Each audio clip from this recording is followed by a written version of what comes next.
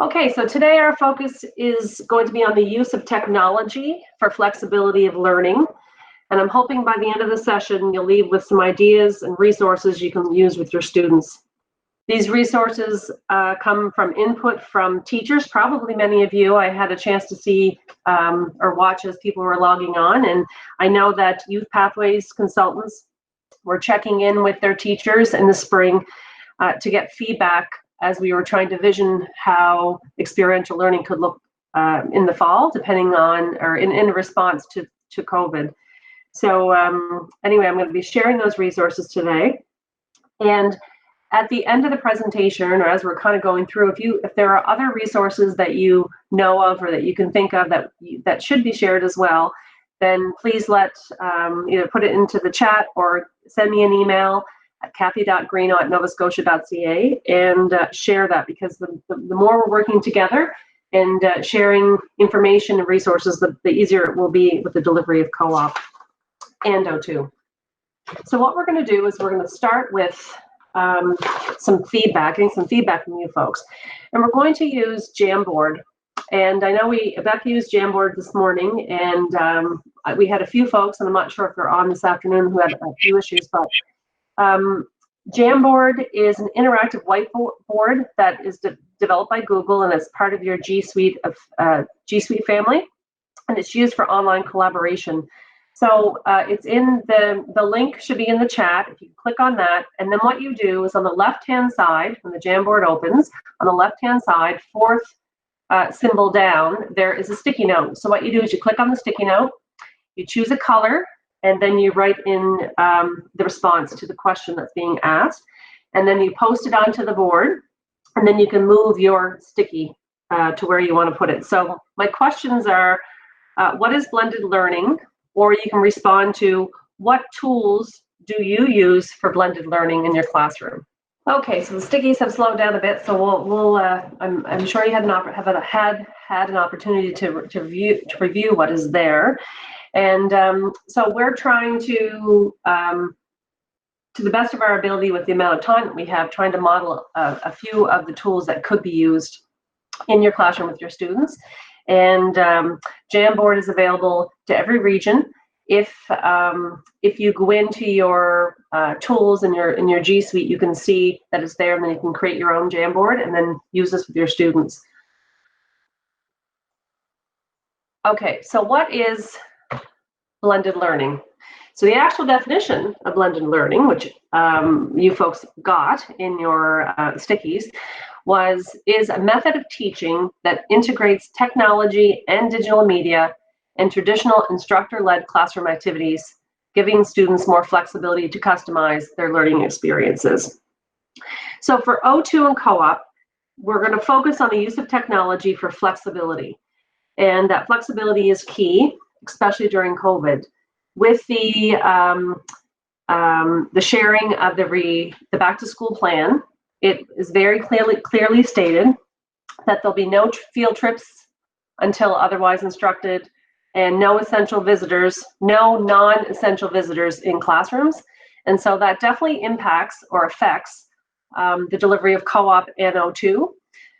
So we need to come up with other ways to have students visit places, workplaces, educational institutions, etc., as well as have folks imparting their knowledge coming into classrooms. And so obviously we're going to do this through a blended approach. Now, none of this is new. We did all this in the spring. Some of us have already been using blended learning in our classrooms for many years.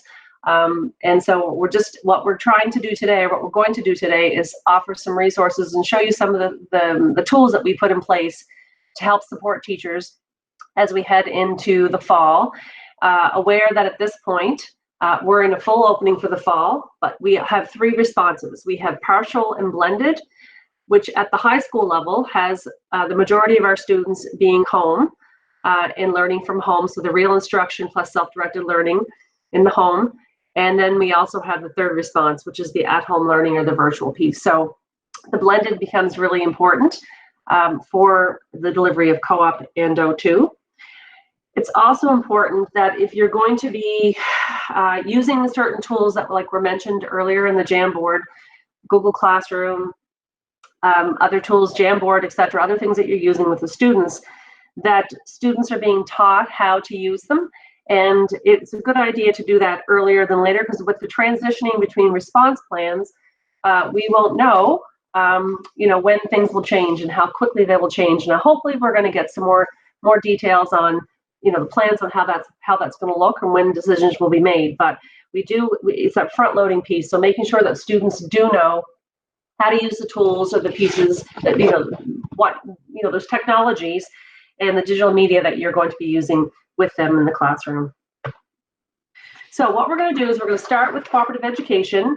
And again, the link to this presentation will be shared on the Summer Learning Academy schedule, or wherever they're putting all the presentations, because that'll be there. Plus, they'll be sent to all the Youth Pathways consultants in the regions and CSAP.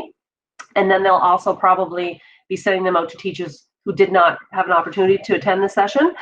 And so this first link is the link I'm going to share is the resources to support blended learning. And this, I'm going to click on it. This was a draft that came from a subcommittee of Youth Pathways consultants who had connected with teachers at their regions and CSAP to gather some feedback from current co-op teachers. We're going to do the same thing. We'll share a resource document in a bit for the O2 folks, or for O2 teachers, so career development 10 and community-based learning 11. So this is specific to co-op. And so this is a work, it has a draft on it because it's a work in progress. So between now and, I'll say now and forever, but as we continue adding to it, changing things as plans, the back to school plan changes, we'll be adding information to this front matter of the document. So right now it just talks specifically about, being designed options are flexible, reflecting the knowledge and understanding of students, that we're trying to keep students in school as long as we can, ensuring health and safety measures are being adhered to. We're looking for opportunities for skill development and learning associated with skills. So that's our priority. That's our priority in co-op, and it is also our priority in O2. The 3 response plans are there, and then it was felt that we needed to place that the pre-placement instruction for co-op is required in all 3 response plans. So pre-placement instruction is going to happen whether or not we're in full opening, partial blended, or if we're at home and virtual. So, or fully virtual. So the pre-placement instruction needs to happen. So then what we have is we have a chart, and it's divided. It has 3 sections, as you can see. So we have the suggested learning experiences to support cooperative education and the co-op placement, and then we have full opening, partial and blended, and at-home learning, or the virtual piece. And so what this team or the subcommittee did was look at and brainstorm with the teachers what type of learning experiences can exist or do exist, or that we are already using or that we could use that could help support the delivery of co-op. So this could be for the support of the pre-placement instruction, and also to help to support the work placement or the co-op placement. Because we depending on what response plan we're in, if we're in response plan 1 or 2, the expectation at this point is that students will be able to go to work, that they'll be out on their co-op placement.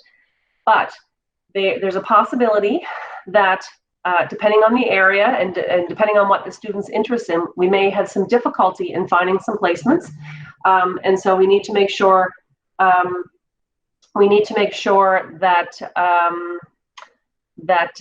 we have some options in there so that the students will be able to get the credit. Beth says it's really small. I'm not sure how to make this crazy big, so we'll see. Okay, hopefully this is a little bit better. Okay, so we have some of the ideas are have the students work on biography, so they're researching careers or persons working in the careers that the students are interested in, and as you can see, that would fall in line with all 3 response plans. Build online connections, so having students reach out to senior centers, long-term care facilities, those with developmental needs, etc., matching students with community partner organizations, and having them engage through virtual means, email, phone calls, etc. Maybe they're writing letters to seniors or to military personnel. So there are some ideas on ways that you can be reaching outcomes. Case studies based on local community issues. Students are working on problem solving, how to handle certain situations in a workplace setting, team building, etc. The teacher can host an online meeting and discuss case studies together. I have, in some earlier sessions today, you heard that we are in the process of publishing a new teacher or student and teacher resource to support the delivery of co-op. It's called Design Your Future, A Student's Guide to Careers, and there will be case studies and pieces that can be used in that resource. Cohorted group placements was an idea that came up, and in here we would have multiple students doing co-op placements at the same placement at the same time. So that we don't usually do those kinds of things, but that could happen where there, maybe you have a couple of students. Now, obviously it depends on the placement, it depends on social distancing rules, those kinds of things, but that was an idea that came up. We have community connections, so reaching out to industries and employers in your community and seeing how they can help with mentoring and what kind of resources that they currently have. Design thinking challenges, so looking for problems that exist either due to COVID-19 and imagining and creating new solutions, so the students could be working on that. Experiential learning projects within the school or the community. So service-based or volunteer opportunities created because of COVID. It doesn't have to be related to COVID, but that was the angle that we were taking when we worked on this.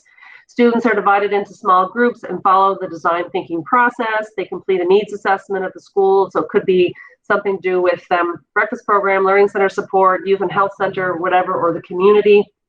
And each group works together to meet one of the needs. So they're working together as a team, looking at collaboration, clear communication, selection of roles, negotiation, clarification, summarization, all those things that you would do if you were on the job site.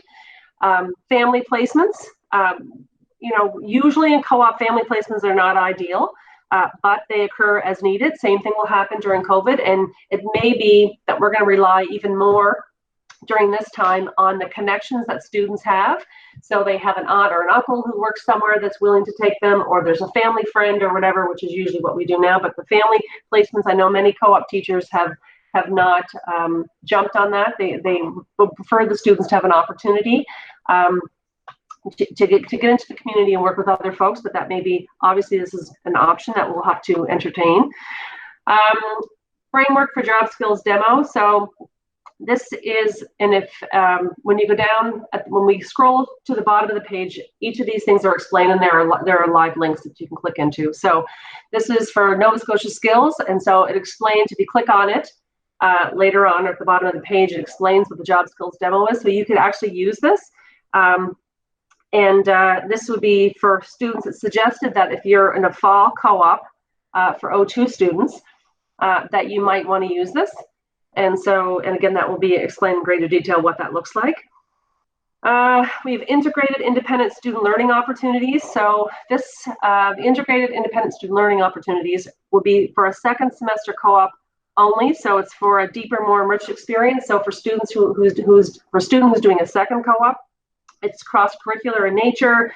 Students submit a proposal. It can be connected to a course that they're taking, could be chemistry, entrepreneurship, leadership, etc. So they have an idea of something that they want to do more, and they kind of build it with their teacher. They work together, so that's an idea. Junior Achievement has several self-directed programs and videos that can help support the delivery of co-op. Let's Talk Careers. So the former parents as career coaches. That is, we have a number of modules that are available virtually. And they live right now. They're living on YouTube, but there's going to be a website where you can go in and so students can sign up and maybe complete some of these modules, and this would best fit in if it was the first co-op placement of the school year. And again, some of these, just so Let's Talk Careers, could fit in all 3 responses. But obviously, if we're full opening and you have the students in front of you, then this may, you may use pieces or chunks of this, that it might work better for response 2 or 3 when they're not in front of you the whole time. Live video feed, maybe you have employers or community hosts that you work with who will be willing to live stream or live video feed different things that they do, like a day in the life of, like a demo or actual on the job. And I know that we're working with a number of partners to have them create videos for us that we can use, that will be able to be posted in the support document or the support resource for co-op. And I know that the Construction Association has been working on things for us, and Nova Scotia Skills, Texploration is going to be working on things. JA is also doing some more things for us. So there's, that you may have some connections as well with some other folks, some local folks that will be willing to do that for you. The Nova Scotia Career Development Association, Nova Scotia Works centers, they often have career-related webinars or online courses appropriate for high school students. So it's connecting with those folks to find out what they have, what's available, and is it something that you're interested in. The online training courses. So usually, we start with the safety training. So what type of safety training do the students require? And then looking, there may be some difficulties. So if you decide, obviously first aid is not a requirement unless their co-op placement requires them to have first aid training. But the way the first aid works right now with LifeSmart is the first half of it is virtual and the second half is hands-on. So the hands-on piece may not be able to happen. So what other online training courses are out there related to specific career-related training, code of conduct, sexual harassment, like what kind of things are out there that students can access. Peer mentoring was a possibility or an option that came up. Maybe we have our co-op students mentoring younger students virtually, or depending on your school, like if you're a primary to 12 school or a school that has younger grades in it, whether it's 7 to 12, working with students, book buddies, numeracy, math tutoring, or games. What kind of things could we be doing to help support students in, again, response 2 and 3? And again, that would be virtual. Okay, so it could be virtual, so they get a chance to connect, and then they already have a relationship. So if we get into response 2 or 3, they're able to connect with those students. Research a community partner or program, so and examine what's happening, their COVID response, what action could they take. Role plays between students that could be live supervised by the teacher or recorded and sent to the teacher, so they're practicing interview skills, right to refuse unsafe work, etc. We have virtual or Skills Canada, virtual in-person workshops, so students can engage in essential skills workshops, explore careers in trades and technology, and learn what it takes to successfully enter the labor market. So we have lots of virtual and workshops that are available. The in-person piece is not going to happen. So I need to get rid of that one, because this was when I missed that. I'm going to take that right away. Okay, so based on the plan that was announced last week, we will not be this until we're told otherwise. So again, there's no end date on this. Until we're told otherwise, we will not be having non-essential visitors in our school. So any outside partners, they are going to have to, they will have to be virtual. And so before the presentation, and again, we will have more details in the next few weeks, and we are working on things as a career pathways division around co-op. But so I checked and confirmed yesterday that co-op will happen. Co-op is going to be delivered no matter what response we're in. Students are allowed, are able to have or take part in co-op placements in response number 1 and 2. Okay, so that's where we're at. Okay, so we have permission. Response 1 and 2 students are still able to participate in co-op. Now, obviously, each situation will have to be looked at.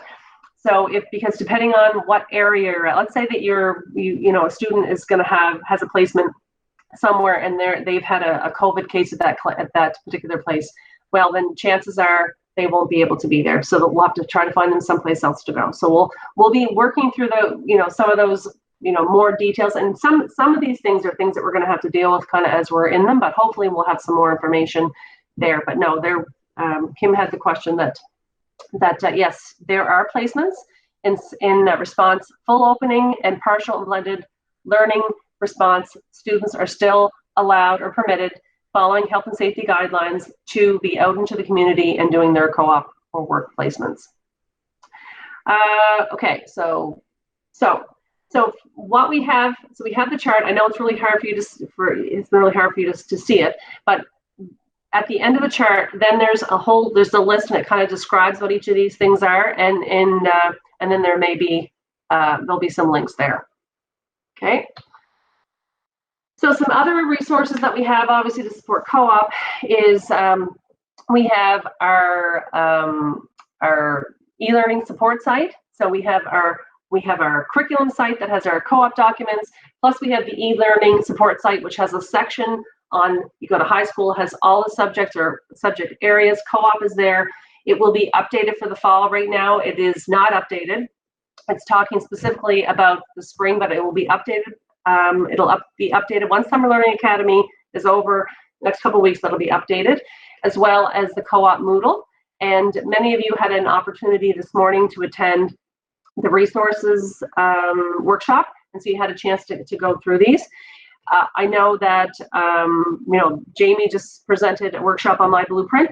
My Blueprint is another fantastic tool that can be used for blended learning.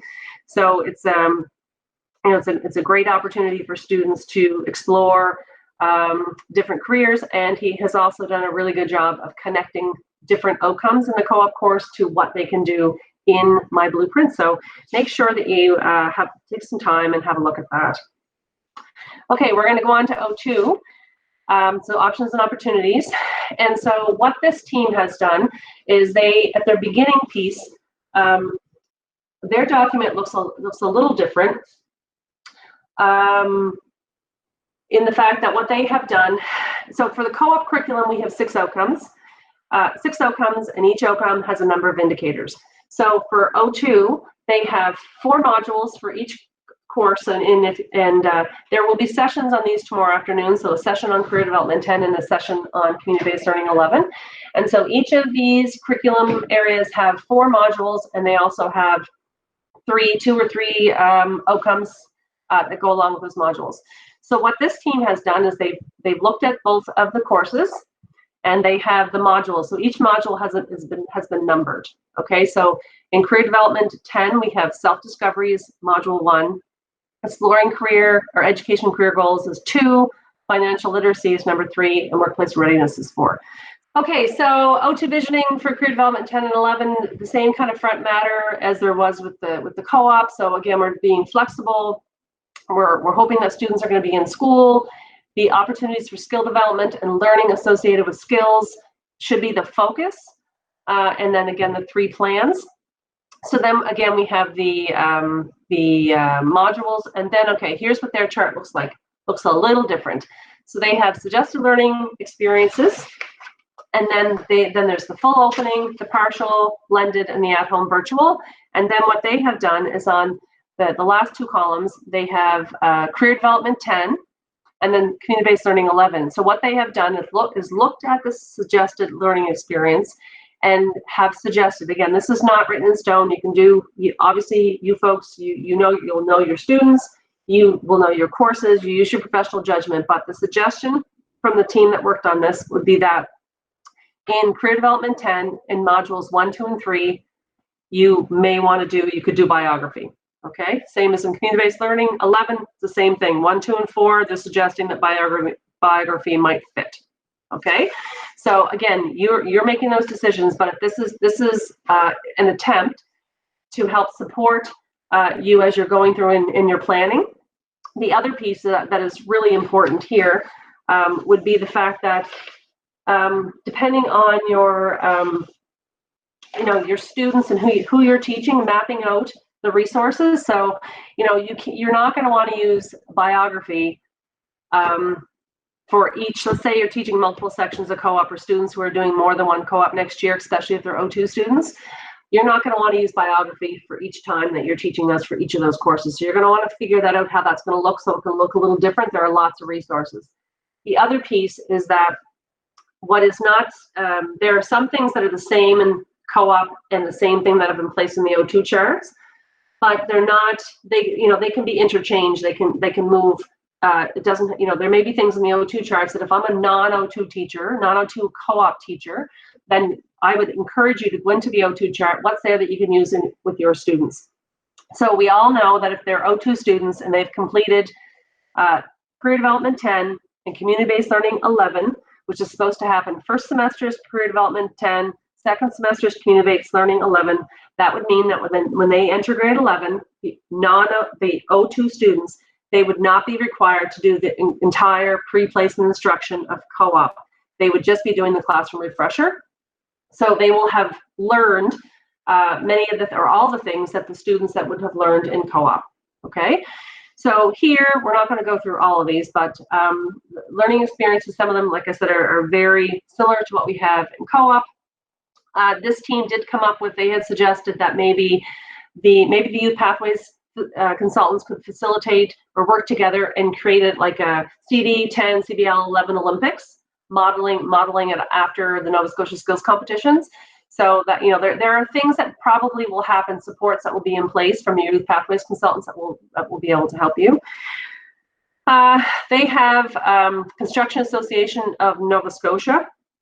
They have the training, so the CELT training, the construction entry-level training, so safety training for students, so that's online. So they're suggesting that in Module 4 of Career Development 10 and Community-Based Learning 11, that it would fit there from a blended, partial blended and at-home learning situation.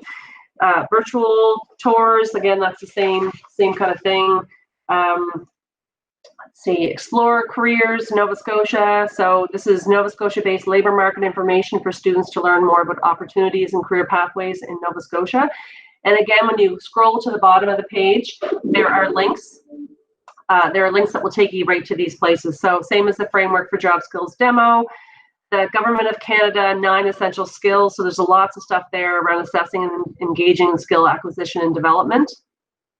The Job Bank of Canada, LMI and Education and Career Pathways. There's self-assessment quizzes and career planning information there. Obviously, we feel that My Blueprint is one-stop shopping, but there's value in going into other sources and having the students explore different areas to see what comes up, because they may, they do those, the more quizzes and self-assessment tools that they use, hopefully the better or the clearer picture they have of what they might be interested in and what is available to them. Junior Achievement. So Junior Achievement has programs like Dollars and Cents. They have mentor videos. They have self-directed learning. So they call it JA Campus. So that's there. Money and Youth, okay. So financial literacy put together by the Canadian Foundation for Economic Education.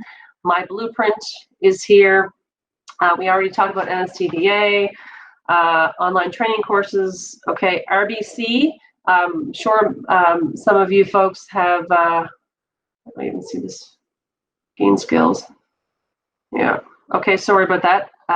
It looks like RBC was not on here and it's supposed to be, so I'll have to add that. So RBC has a program where you can do, where it's about career exploration. It's called Gain New Skills, and they have they do a lot of stuff for you. They have a big initiative right now, so we'll make sure that gets added to that.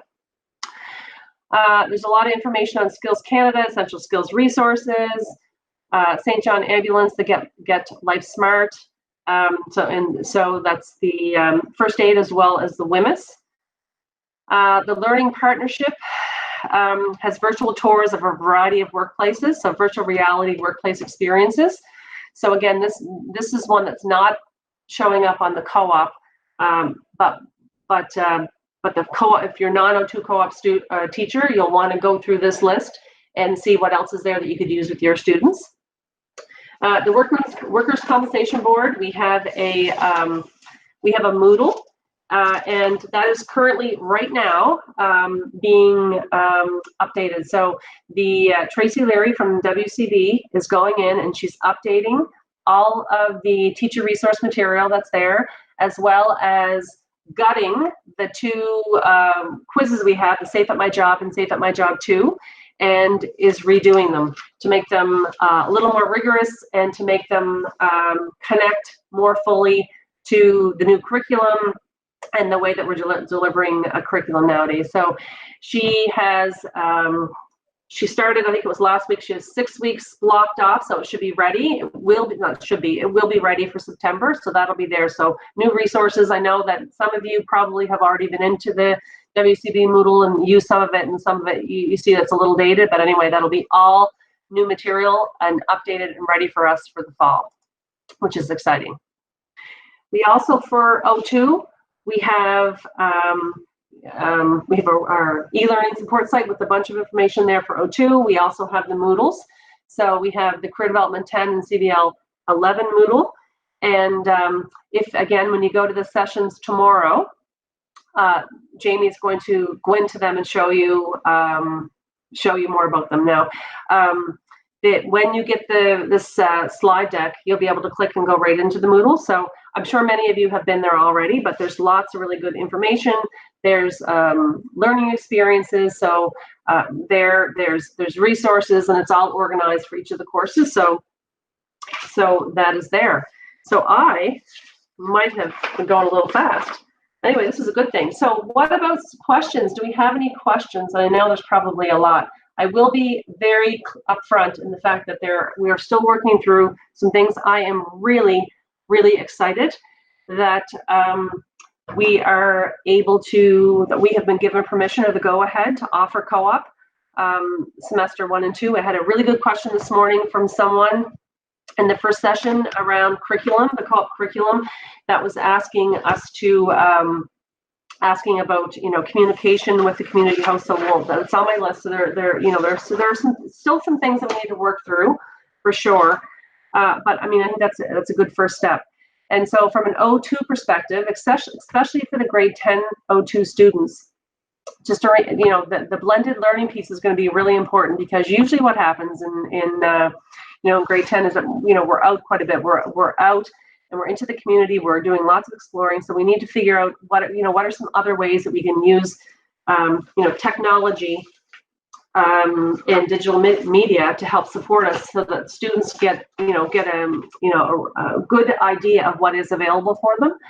And the other piece is that, and what probably will have to happen is, if we come out of this, this school year, then, they may, based on health guidelines, there may be more opening. Things may open up. We may be able to get out of the school, and we may be able to bring folks in. But if not, you may have to look at your 3-year plan for your O2 students, and then figure out how you're going to be able to do some of the things, some of the cool things that you think, okay, we always take them to the trades exhibition hall, and so you're not going to be able to go to the trades exhibition hall for this whole school year, but at least for first semester. But just as an FYI, the trades exhibition hall folks are working on creating videos, so they're going into each of the areas. And they are filming video and talking about that particular career. So if it's the drywaller, they're talking about the drywaller, and so they're showing the different tools that are used in the trade, and they're having the tradesperson talk about the career, just like they would if they were there.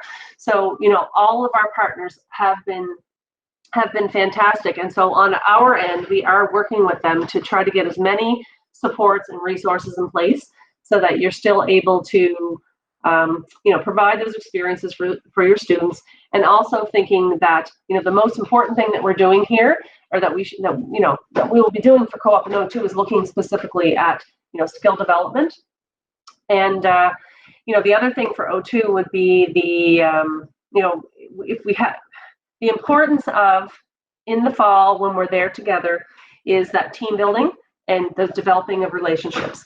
So making sure that you're able to know your students and see where they're at, and see what support that they're going to need. And from an O2 perspective, the grade 11s and 12s, just checking in and seeing where they are. Are there some things that you might have to go back? So, I would strongly encourage that if you're a student who's doing a second co-op credit in the fall, and their first co-op credit was last spring, I would strongly encourage that you not just do the classroom refresher, that if you have them face-to-face or you have them there with you, that you deliver the pre-placement instruction, or maybe you do a longer classroom refresher because you didn't have an opportunity, especially for the students who chose not to complete what they need, complete the course because of the announcement that was made in March saying that here's your mark.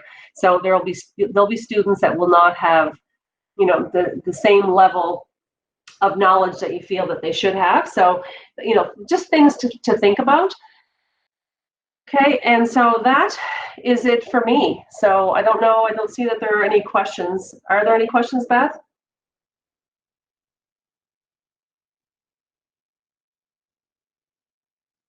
No, all good. Okay. Really, hi, Kathy. Yes. Sorry, it's Kim here. I just noticed a comment. Somebody has, I think it was mentioned that CD 11 and Workplace Health and Safety 11 are no longer part of O2. That will be the case, but it will still be required for one more year for grade 11 O2 students. I just wanted to make sure that made sense. Yeah. So the students who aren't in the cohort that start in September. That's right. Did I say that? I might have said that. Just written in the comments. Okay, yeah, no, that's absolutely true. So the cohort of the grade 10 cohort for O2 that start obviously in September, they are using the new or the renewed curriculum. And so you're right, that grade 10 group will not require CD 11, Workplace Health and Safety 11. But if your grade 11 O2 students, this should be the last year that the O2 students, those students will be required to take those courses. Yeah, you're right. Unless you're a pilot school. Unless you're a pilot school, that's right. So that's right. Yep. Okay, one last thing, and then, so makes it perfect timing, is the plan right now is that usually in August, we hold a new teacher PD. So for new teachers to O2 and to co-op. And obviously we don't have permission, we're not able to bring teachers in. So which is why we jumped on and made sure that we had lots and lots of sessions in the targeted group for Summer Learning Academy. But we also understand that teachers, it's summer, it's, people are traveling, lots of different things are going on. So there probably are lots of teachers that were not able to attend that are new teachers or who wanted a little bit more information. So the plan right now is in August, the week of August 17th, is that we'll be offering times, and probably we're calling them office hours right now, but make them up with another name. But what will happen is we'll be communicating with anybody who signed up, who had previously signed up for these sessions. We have your contact information. Holly would have emailed each of you with a Google form to sign up for the sessions you were interested in. So she will sign up. She will email you again in a couple of weeks with the dates and times of sessions we'll be offering in August. The August sessions will be specific to asking questions. So the idea would be that you will have already had an opportunity to read through the slide decks. You will have had a chance to look through the resources. And then if you have questions or you just want to have a chat or you want to talk, that we'll have some times available for O2 and for co-op. And then we'll break those down into we'll break it down into forms, just like we have with the presentations today and for tomorrow, so that you can come in for the pieces that you're actually looking to get more information on. And it will be one of those things that you can drop in. You can drop in for 5 minutes, ask your question and leave, or you can come in for the whole half hour or 45 minutes or whatever it is. So it's really flexible, but it will be there for you. And we will not be re-showing the slides. Like, we will not be doing our presentations again, but the links will be sent out through your Youth Pathways consultants, and then you'll have an opportunity if you have questions and you want to check in and you want to find out, you have a question. So that would be great. So that's what we're going to do. And if you have any suggestions on how to make that, if there are some other pieces or some pieces that you'll, at the end of tomorrow, and you still have, there was a session that you wish you would have attended that was related to co-op or O2, then just let us know, and we'll make sure that we have something for you in August. And obviously, everything's voluntary. If you may think, okay, yeah, no, I'm good. I know there's lots of people here who have been teaching co-op for a while, and hopefully what will happen is your youth pathways consultant will also do like an office hour or have a staff meeting or whatever they'll call it with their new folks and with their seasoned folks to bring them together so they can help. Because if you are a new co-op teacher, and new O2 teacher, it can be daunting. And we have a lot of expertise. We have a lot of great things that are happening, teachers who are doing fantastic things, and lots of supports that are available. So this is the time that we need to support each other and share resources and share, learning experiences and teaching ideas. So anyway, have a great day, and thank you very much. Take care.